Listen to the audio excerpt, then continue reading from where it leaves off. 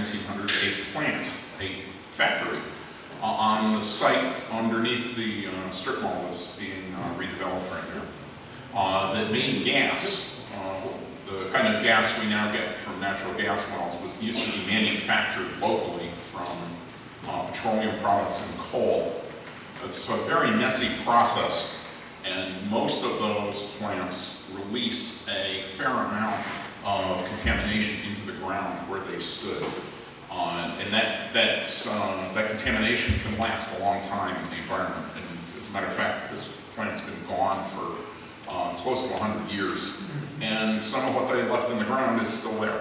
And it's pretty stinky stuff. So now that the strip mall has been demolished, we want to get in there and get rid of it before the site gets redeveloped and we lose the opportunity for cleanup for another few decades.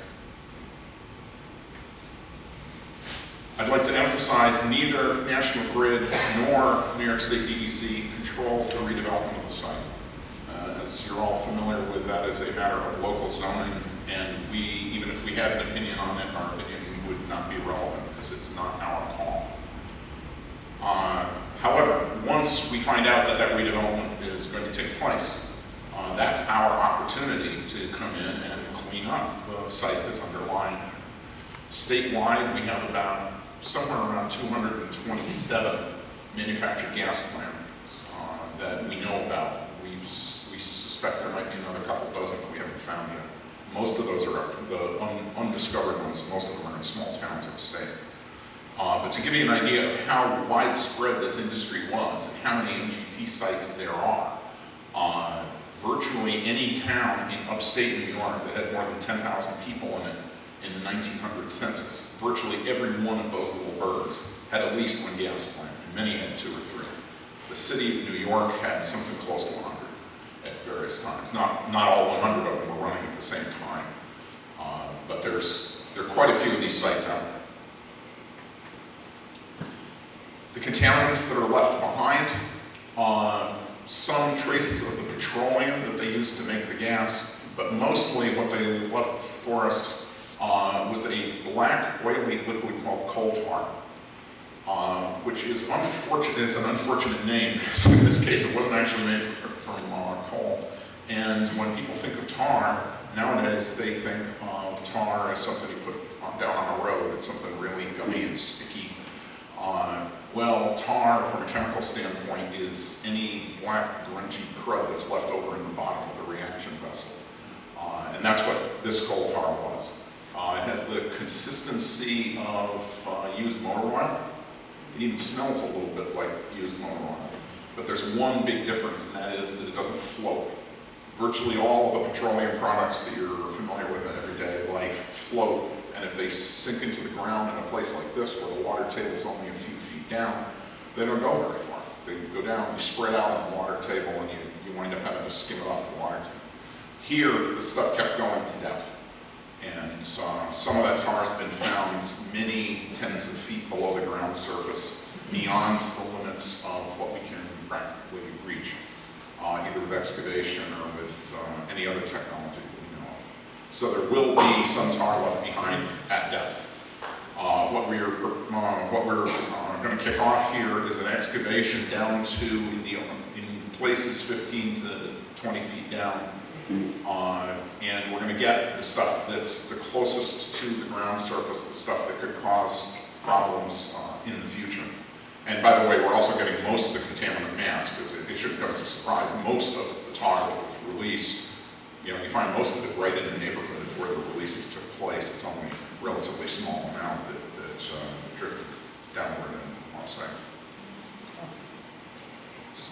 As MGPs go, this is a small one.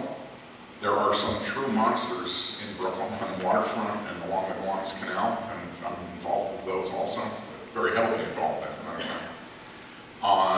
But we did find some areas of high-strength contamination near the subsurface structures where the tar was originally held. That shouldn't come as a surprise. And if you hear us talking about source material or source area, that's a bureaucratic term that says that's the stuff where you just look at it and you know that's got to go in the truck. You got to get that out of here. some of this contamination, I know there was some question when we were here before as to whether this needs to get cleaned up at all, because the site has not had a very big environmental impact up until now. But our experience has been that even small sites where there's still liquid mobile coal tar on the subsurface, that stuff can get moved around under the right conditions. It doesn't look like it's gotten moved around very much here, but it really is an environmental problem and should be addressed while you've got the chance to address it. And thus, the fact that the shopping mall isn't there anymore gives us an opportunity to do this and do it right. Priorities for us, the first one obviously is preventing exposures to human beings and to the environment. When we first looked at this site, that was our first order of business, was to make sure that it wasn't anywhere exposed on the ground surface, that it wasn't seeping up into buildings and as a vapor, and we found out that it wasn't.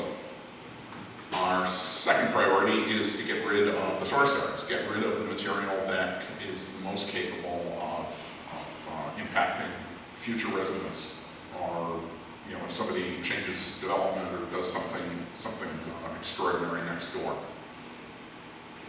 Again, here's your definition of source areas.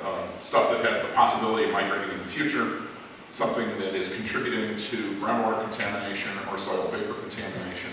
In both cases, those have been relatively modest here, and we're confident that the cleanup that we have underway is going to address all of that. But like I say, there will be some tar left at depth underground. Nobody really knows how to go get scattered spots of tar contamination 80 feet below the water table. I will also emphasize this stuff's been in the ground for 100 years, so the notion that we can just sit and wait for it to go away naturally, well, we already had a century of that approach and it hasn't worked. Now, we do have some new information since the last time we were here, and it's, on the whole, it's good news.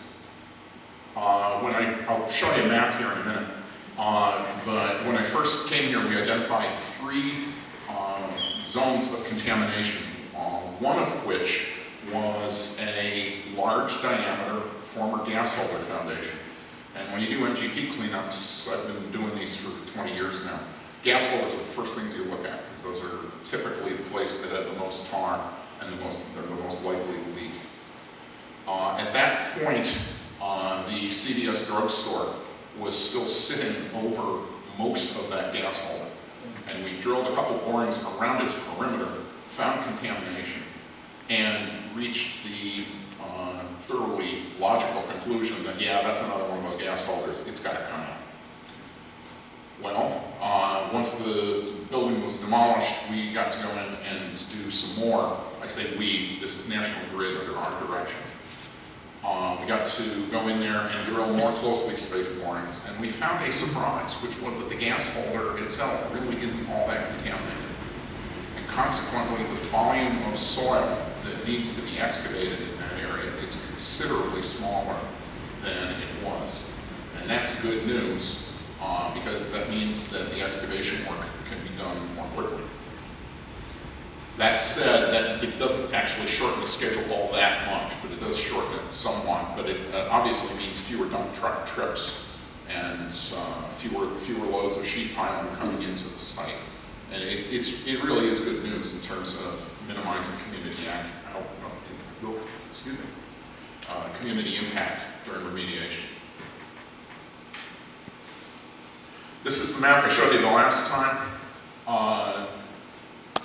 I apologize for the way this is set up on an air photo, and north is down. Okay, so imagine this map is upside down. These 2 areas we identified previously, and those are still in the design. Those are going to be excavated in their entirety. This big area here, that's the square surrounding this circular gas holder, is the area that I'm telling you we found some surprises in, some good surprises. Here's the original planned layout of excavation. A big box there, 2 smaller boxes here and here.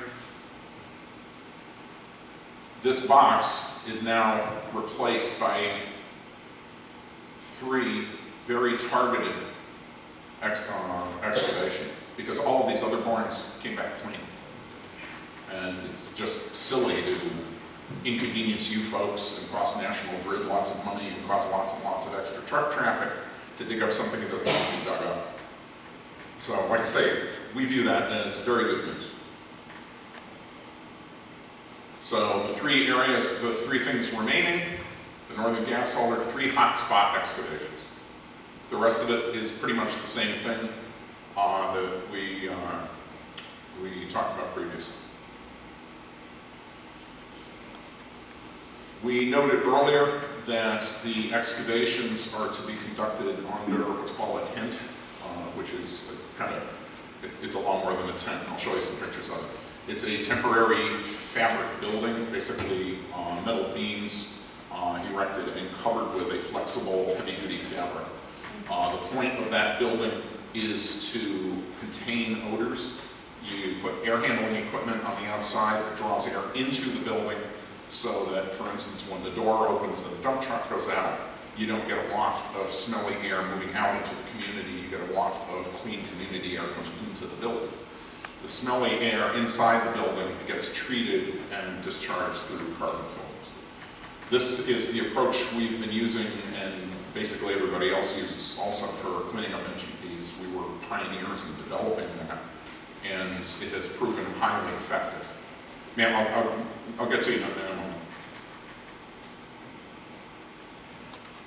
For the less contaminated material, there's quite a bit of contaminated soil that kind of smells bad. It doesn't have full strength liquid tarn.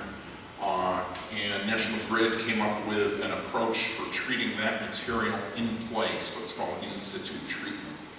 And in this particular case, the way they achieved that was by making a gypsum slurry. Gypsum is a naturally occurring mineral.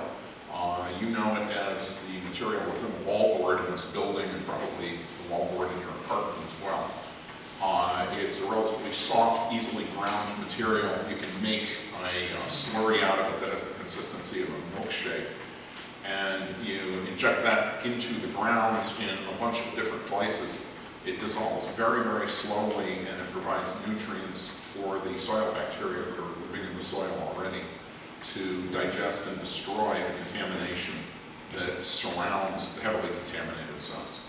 The reason we don't use that exclusively is because it doesn't work on concentrated waste. It only works on waste, on contamination that's been dispersed to a relatively low concentration. That's what the stuff looks like. That's a raw piece of natural gypsum there. That's what it looks like when you dig it out of the ground. Here's what it looks like after it's been ground up and purified, and you mix that with water and you make something that looks like a milkshake. That program is now nearing completion. The gypsum injection's been going on for 2 months now, and is finished, or almost. We'll be finishing up tomorrow. Okay, now, this is the meat of community impact. If you're going to screw up an MGP site, this is where you'll screw it up. And that is, I think I pointed out earlier when I was here before, that coal tar stinks to high heaven. And that's actually good news. The level that you can smell with your nose is quite a bit lower than the level that is likely to cause health effects. So most of the time, we're responding to nuisance odor complaints if that happens. I don't think you're going to have any here because the tank system has proven very, very highly effective at containing odors at other sites. National Grid's done quite a few of them, and we've done even more because we have more MGP sites than just National Grid sites. We have, like I said, 200 something statewide.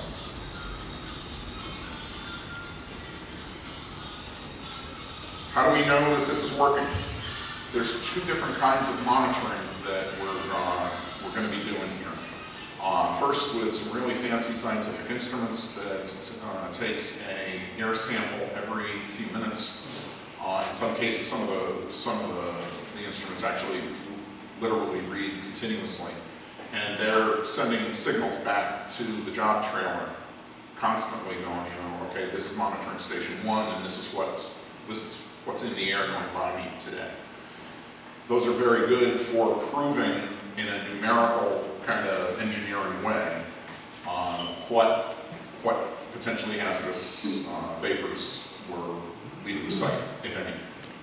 It's actually extremely rare to get very high measurements that actually trigger a shutdown at the job site. And we do shut down job sites occasionally, but it's almost always because they smell bad, not because they are causing health risk. Don't let me poo-poo the idea of smelling bad. This stuff smells bad. And if people in the surrounding neighborhood smell something that they think is coal tar, they think is related to the site, there's contact information on your fact sheet of who to call if you smell something. Not everything that you smell is going to be MGP. It's common for people to assume that since coal tar is called tar, and it's quite common for people to call in odor complaints that turn out to be related to somebody paving the street or paving a sidewalk. But you will get a serious response. You will get a very quick response from the people on site if you call into it. So anyway, that's two versions